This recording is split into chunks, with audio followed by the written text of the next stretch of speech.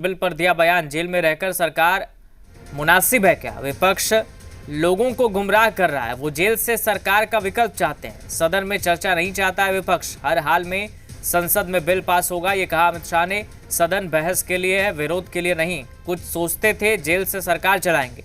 Bill का विरोध पद पर बने रहने के लिए है। पीएम भी अगर जेल जाएंगे तो इस्तीफा देना पड़ेगा। आरोप मुक्त होने पर पद पर बहाली होगी। ट्रेंड शुरू हुआ है, जेल से रहकर सरकार चलाएंगे। जेल में रहते हुए भी पद से इस्तीफा नहीं, ये लोकतंत्र के लिए सही नहीं है। तो अमित शाह ने ये बयान दिया है 130वें संविधान संशोधन बिल पर। सरकार थी, श्री मनमोहन सिंह जी इनके प्रधानमंत्री थे और लालू प्रसाद यादव जी इनके मिनिस्टर थे। लालू प्रसाद जी को सजा हो गई। मनमोहन सरकार एक ऑर्डिनेंस लेकर आई कि 2 साल की सजा हो तो भी अपील का स्टेज बाकी है तो उनकी सदस्यता नहीं जाती है। यही मॉरल ग्राउंड था जो आप कोट कर रही हो। तो एक ऑर्डिनेंस लेकर आए कि हम इसको बदल दे रहे हैं। ऑर्डिनेंस से बदलने का कैबिनेट ने प्रस्ताव भी किया। यही श्री राहुल गांधी इसको कंप्लीट नॉनसेंस कहकर सार्वजनिक रूप से प्रेस कॉन्फ्रेंस में फाड़े थे ऑर्डिनेंस को। और देश की कैबिनेट ने और देश के प्रधानमंत्री ने जो फैसला लिया था, उनकी पार्टी के ही प्रधानमंत्री ने जो फैसला लिया था, उसका मॉरल ग्राउंड पर उन्होंने मखौल उड़ाया था। और मनमोहन सिंह एक सॉरी फिगर बनकर रह गए थे पूरी विश्व के सामने। आज वही राहुल गांधी बिहार में सरकार बनाने के लिए सजा हो गई, वो लालू प्रसाद जी को गले मिल रहे हैं। ये ड्यूअल स्टैंडर्ड नहीं है क्या? ये शोभा देता है क्या? किसी भी सरकार के विधेयक को या संविधान संशोधन को सदन में पेश न होने देना और इस तरह का व्यवहार करना, ये क्या लोकतंत्र में उचित है क्या?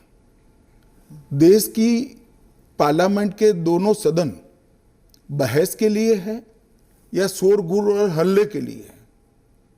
मुद्दे का विरोध हमने भी देखा है, हमने भी करा है, परंतु बिल को पेश न होने देने की एक प्रकार की मानसिकता मैं नहीं मानता हूं कि ये लोकतांत्रिक है और विपक्ष को देश की जनता के सामने इसका जवाब देना पड़ेगा।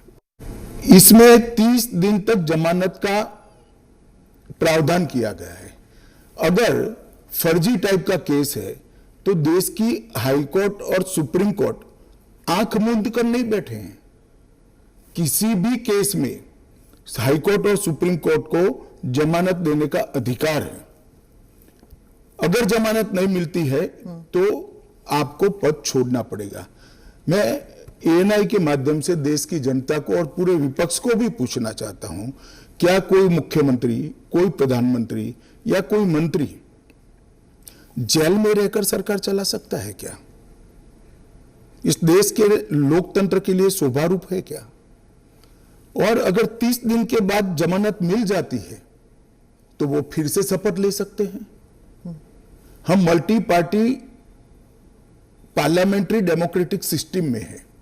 जब आपके पास सदन में बहुमत होता है, एक मुख्यमंत्री को किसी भी कारणसर जेल में जाना पड़ा, 30 दिन तक जमानत नहीं हुई, तो अब वो पदमुक्त हो जाएंगे, परंतु उनका बहुमत तो बना रहेगा। जैसे ही मुक्त होंगे वो फिर से मुख्यमंत्री बन सकते हैं। गृहमंत्री अमित शाह ने पूर्व उपराष्ट्रपति जगदीप धनखड़ के इस्तीफे पर बड़ा बयान दिया है। उन्होंने कहा उन्होंने स्वास्थ्य संबंधी परेशानी की वजह से इस्तीफा दिया। वो संवैधानिक पद पर थे और इस हिसाब से उन्होंने अच्छा काम किया। इससे ज्यादा खींचकर किसी और दिशा में देखने की जरूरत नहीं है। इस मुद्दे पर ज्यादा विचार विमर्श नहीं करना चाहिए।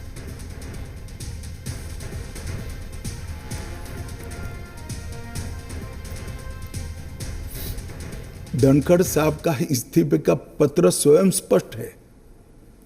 इन्होंने अपने आरोग्य का हवाला देते हुए इस्तीफा दिया है, स्वास्थ्य का हवाला देते हुए, और उन्होंने सरकार के मंत्री, प्रधानमंत्री और सभी सदस्यों का हृदय से उनके अच्छे कार्यकाल के लिए धन्यवाद किया है। इसमें बात का बतंकर नहीं बनाना चाहिए। धनखड़ जी संवैधानिक पद पर बैठे, अपने कार्यकाल में उन्होंने संविधान के हिसाब से अच्छा काम किया जी। इनकी निजी स्वास्थ्य की समस्या के कारण इन्होंने इस्तीफा दिया है। हाँ। इसको ज्यादा खींच कर कुछ ढूंढने का प्रयास नहीं करना चाहिए। देखिए देश में बहुत सारी पॉजिटिव स्टोरीज हैं, हमेशा इस तरह की स्टोरी के पीछे नहीं लगना चाहिए।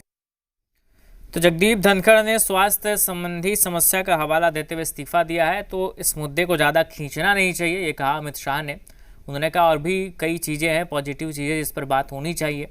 चूँकि स्वास्थ्य संबंधी समस्या का हवाला देते हुए इस्तीफा दिया जगदीप धनखड़ ने, तो इस पर ज़्यादा खींचतान नहीं होनी चाहिए, किसी और दिशा में ले जाने की इसे ज़रूरत नहीं है, ये कहा गृह मंत्री अमित शाह ने।